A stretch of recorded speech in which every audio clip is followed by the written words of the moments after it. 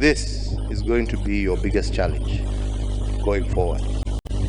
How do you deal and ensure that citizens across the continent are armed with correct and factual information?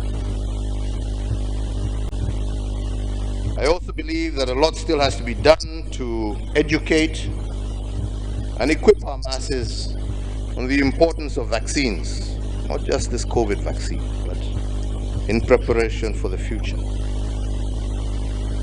And our leadership, both at continental, national, and community levels, must take a role in this.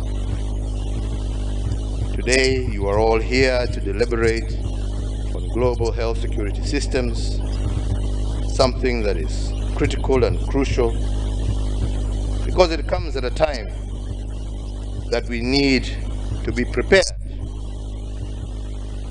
not if a pandemic shall occur again, but when that pandemic occurs, that it should not catch us flat-footed as did COVID-19.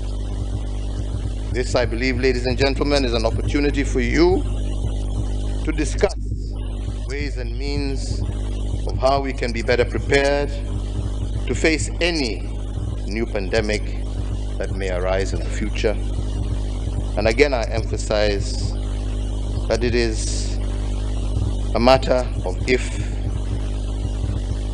it's a matter of when, not if. And also as Africans, not to wait for others to come to our rescue. As I told you, our excitement when we watched CNN, BBC, and everybody else celebrate these new vaccines that were being rolled out.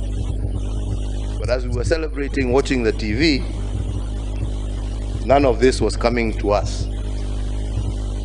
So my friends, any future pandemic that comes, don't think anybody out there is going to come and look up. They'll look after themselves first. Then if there's any surplus, basi mutapatiwa ile mebaki, mujisaidia ile kidogo kidogo tu, mtupiwe tu, mkule huko kando. Hata mutapatiwa bure, kwa sababu sasa at that time hakuna shida, wamejitengeneza, nyinyi sasa shauri yenu. So you have to